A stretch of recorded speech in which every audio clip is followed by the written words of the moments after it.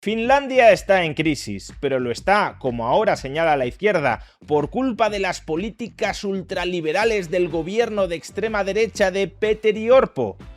Pues no exactamente. Veámoslo. Finlandia está en crisis, su tasa de paro ya supera incluso la de España. Y como desde el año 2023 hay un gobierno de coalición de derechas, incluso algunos lo llaman de extrema derecha, pues la izquierda ya ha encontrado su chivo expiatorio. Finlandia está en crisis por culpa de las políticas ultraliberales de la extrema derecha. Pero como os podéis imaginar, la realidad es muy distinta y bastará un solo dato previo a la exposición más detallada de por qué esto no es así.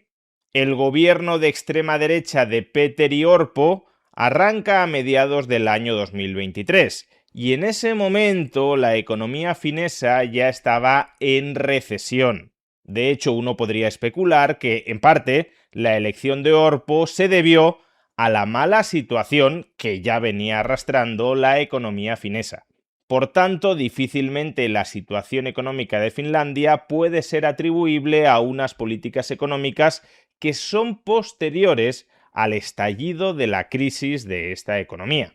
Pero es que además, como luego veremos, muchas de esas políticas no tienen nada que ver con el ultraliberalismo salvaje, sino más bien con seguir cebando, con seguir alimentando el estado de bienestar finés. Primero, la economía de Finlandia lleva 2 décadas prácticamente estancada. El país no ha logrado recuperar la renta per cápita del año 2008. ¿Y a qué se debe este estancamiento? Pues tanto a factores estructurales como coyunturales. Entre los factores estructurales encontramos la debacle de Nokia. Finlandia es una economía muy pequeña y por tanto que aparezca una gran empresa en su interior influye mucho en el estándar de vida del conjunto de la población, cuanto también en el estancamiento de ese estándar de vida si esa gran empresa desaparece. Y cuando esta empresa se ve arrollada por la aparición del iPhone, obviamente no solo entra en crisis estructural la empresa, sino también toda la economía finesa.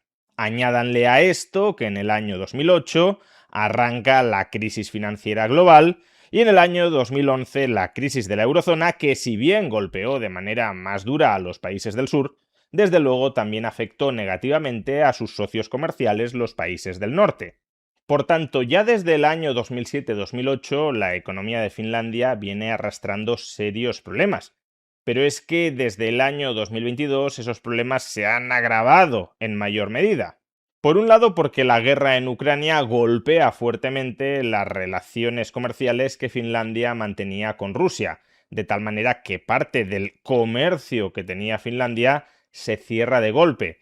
Pero es que además, y por otro lado, a partir del año 2022 comienzan a subir los tipos de interés dentro de la eurozona. Y eso golpea muy duramente al sector de la construcción en Finlandia, dado que todas las hipotecas dentro de este país son a tipo variable. Por tanto, subidas de tipos de interés rápidamente se trasladan en una menor demanda de financiación hipotecaria para comprar vivienda y también en una mayor carga de tipo financiero sobre todos los hipotecados, que ven reducir de manera muy importante su renta disponible. Tan es así que el colapso, la caída del sector de la construcción de Finlandia en los años 2022-2023 superó al de la crisis financiera de los años 2007-2008.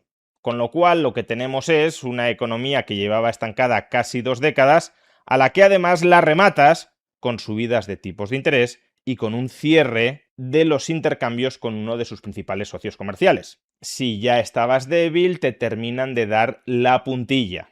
Todo esto, como digo, tiene muy poco que ver con ninguna de las políticas que haya podido aprobar el primer ministro Orpo, porque todo esto es previo a su elección como primer ministro.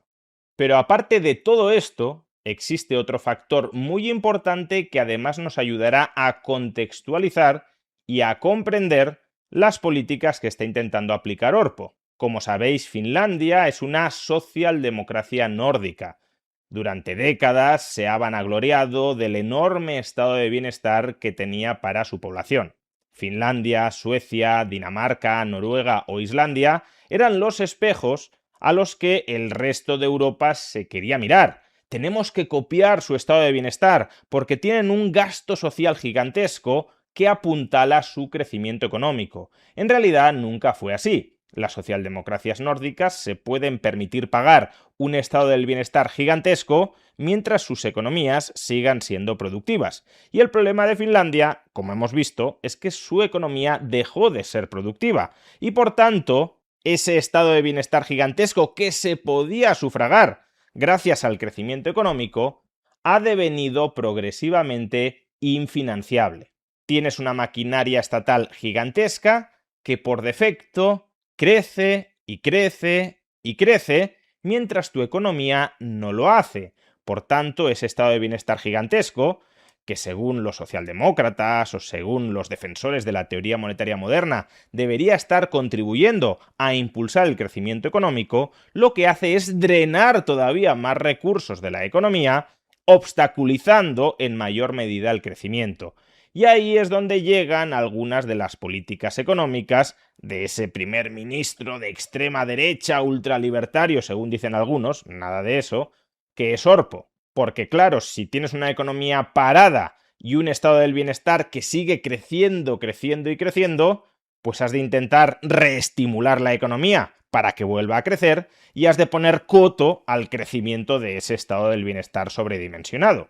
Y por eso, es verdad, Orpo decidió bajar algunos impuestos, por ejemplo el impuesto sobre sociedades o el tipo marginal máximo sobre la renta, al mismo tiempo que aprobaba recortes en algunos tipos de prestaciones sociales. Por ejemplo, congeló algunas pensiones o introdujo copagos adicionales en la sanidad, o también intentó abrir, desregular un poco el mercado laboral. Pero claro, si uno escucha todo esto, si uno escucha que Orpo aprobó recortes salvajes sobre el estado del bienestar para sufragar fortísimas rebajas de impuestos, lo que uno esperaría observar es que el tamaño del estado finés, tanto sobre el PIB como en términos absolutos o per cápita, el tamaño del estado finés retrocede y también los ingresos del estado caen porque se recortan impuestos, sin que nada de ello nos lleve a un aumento del déficit público. Pero, oh sorpresa, lo que ha sucedido con el estado finés es que ha seguido creciendo hasta alcanzar uno de los mayores niveles de su historia. El gasto público sobre el PIB de Finlandia en el año 2025 se ubica prácticamente en el 58%, muy por encima del periodo pre-Orpo. Y a pesar de que los ingresos públicos han subido como porcentaje del PIB, el déficit público, debido al fuerte aumento del gasto, también se ha ensanchado, hasta el punto de que Finlandia tiene un déficit público estructural de cerca del 4% del PIB. Según los keynesianos, esto ha de suponer un estímulo brutal para la economía. Y a lo mejor algunos pensaréis, bueno, pero el gasto ha aumentado en partidas que no son sociales, como la defensa. No, cuidado. La principal partida de aumento del gasto público es el gasto en pensiones de jubilación, porque se mantienen indexadas a la inflación y como se sigue jubilando más gente y su pensión sigue aumentando conforme aumentan los precios, cada vez se gasta más en esto. Pero es que también ha aumentado el gasto en educación, el gasto en sanidad, el gasto en pensiones de orfandad, o a raíz del conflicto con Rusia, el gasto en defensa, pero en mucha menor medida que las partidas anteriores, o a su vez, y como es lógico, si tienes mucho déficit y vas emitiendo mucha deuda en un contexto de subida de tipos de interés, también el gasto en intereses. Pero como digo, la mayor partida de aumento del gasto durante los últimos años con diferencia ha sido el gasto en pensiones de jubilación. Esto casa muy mal con la narrativa de que el gobierno de Orpo está aplicando una política de austeridad y de ajustes salvajes que son los responsables del hundimiento de la economía finesa. No, lo que sucede en Finlandia es que el motor de su economía llevaba mucho tiempo parado y sin embargo, su modelo de Estado, que se había construido sobre la base de una economía en funcionamiento, sigue en piloto automático creciendo y copando porciones crecientes del PIB. Ya digo, está ahora mismo cerca del 58% del PIB y en aumento. Y por eso el gobierno de Orpo lo que ha intentado, sin éxito hasta el momento, es atajar el crecimiento insostenible de ese estado del bienestar sobre una economía que está parada y reactivar el funcionamiento de la misma. Que cuidado, a este respecto, Finlandia estuvo en recesión en el año 2023 y esa recesión no es imputable al gobierno de Orpo y ha crecido un poquito, un 0,8, un 0,9% en los años 2024 y 2025. Por tanto, tampoco es que esas políticas estén hundiendo la economía cada vez más.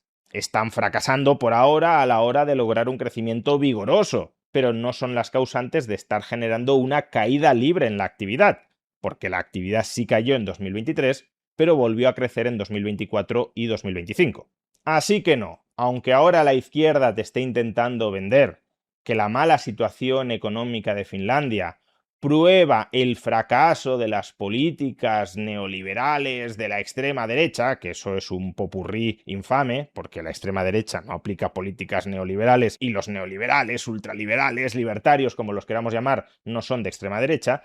Aunque ese es el mensaje que ahora mismo está empaquetando la izquierda, el caso de Finlandia muestra más bien lo contrario. Muestra cómo un estado de bienestar gigantesco solo se puede financiar con una economía que crece mucho, y si la economía deja de crecer, ese estado de bienestar no impulsa la recuperación, lo que impulsa es el estancamiento de esa economía. No habría que reescribir la historia. Finlandia ha sido y sigue siendo un ejemplo de estado de bienestar. Y lo que pone de manifiesto el estancamiento, el declive, la decadencia, la caída de la economía de Finlandia es el fracaso de ese modelo nórdico de estado de bienestar.